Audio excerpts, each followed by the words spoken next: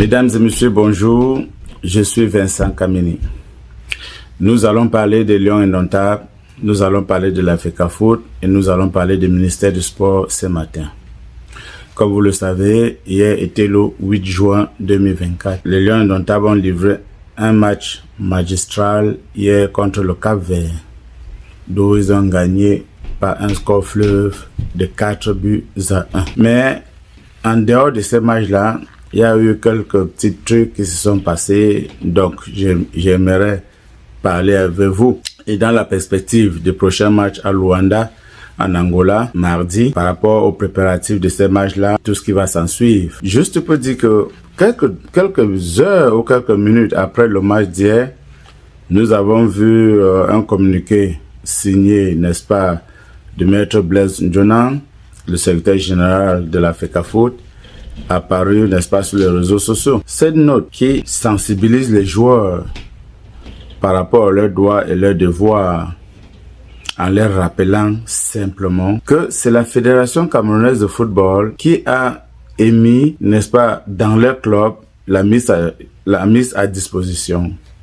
Et que au moment où ces joueurs sont mis à disposition, ils sont mis à la disposition de la FECAFOOT. Et on leur rappelait également qu'il y a un certain nombre de choses qu'ils sont en train de faire qui ne suivent pas les règles. Et nous avons vu sur Facebook les gens sortis, sur les réseaux sociaux les gens sortis pour fustiger, n'est-ce pas, la FECAFOOT.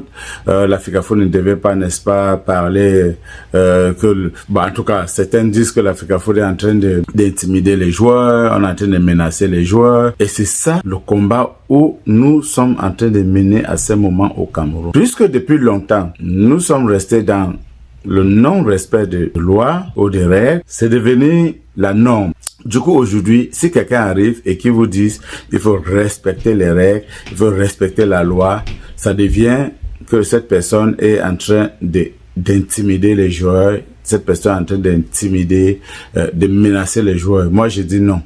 Et il faudrait que ça s'arrête. Si vous fustigez du fait que les lois ne sont pas respectées au Cameroun et que de l'autre côté, vous acceptez que les gens piétinent les lois parce que c'est la FECAFOOT, je dis ces deux poids, deux mesures-là n'est pas bien. Nous avons les gens qui sont en prison aujourd'hui parce qu'ils ont exprimé leur point de vue politique. Nous avons beaucoup de militants de MRC qui sont en prison aujourd'hui, qui n'ont rien fait. Et tout le monde au Cameroun et tout le monde partout dans le monde entier sait que ces gars n'ont rien fait absolument et qui n'ont rien à faire en prison. Tout le jour, nous faisons les sorties pour demander Biboum Nissa fait quoi en prison, Alain Fogué fait quoi en prison, Maître Awassom Mispa fait quoi en prison et tout le reste des militants de MRC font quoi en prison. Alors que c'est le président de la République qui avait dit que nul n'a besoin de prendre le maquis pour s'exprimer. Il nous avait promis que personne ne doit plus prendre le maquis pour s'exprimer. Mais voilà les gens qui sont en prison parce qu'ils se sont exprimés. On transpose ça dans le sport pour dire c'est exactement la même chose qui se passe entre la FECAFOOT et le MINSEP. Le MINSEP viole la loi, mais les gens brandissent l'État du Cameroun. On ne peut pas faire ça à l'État, on ne peut pas faire cela à l'État. Mais c'est juste un problème de respect. Respecter les lois et il n'y aura pas de problème. Donc, on rappelle donc aux joueurs qui sont à la disposition de la FECAFOOT.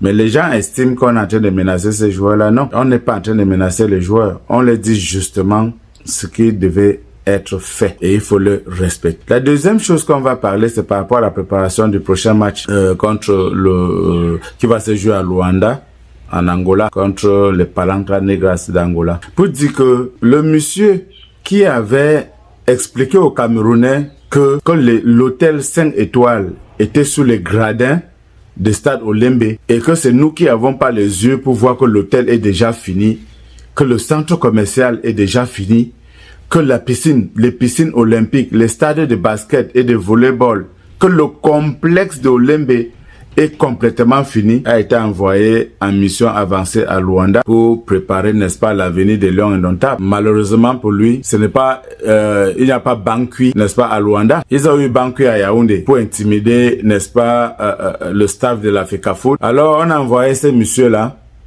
qui manquent comme ils respirent de côté de Luanda en mission avancée. Malheureusement pour eux, ils ne sont pas accrédités. Ils ne peuvent pas parler au nom de l'Africafoot, au nom de la fédération.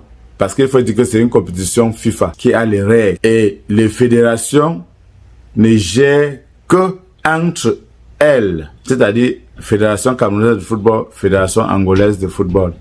C'est ces deux entités-là qui gèrent tout.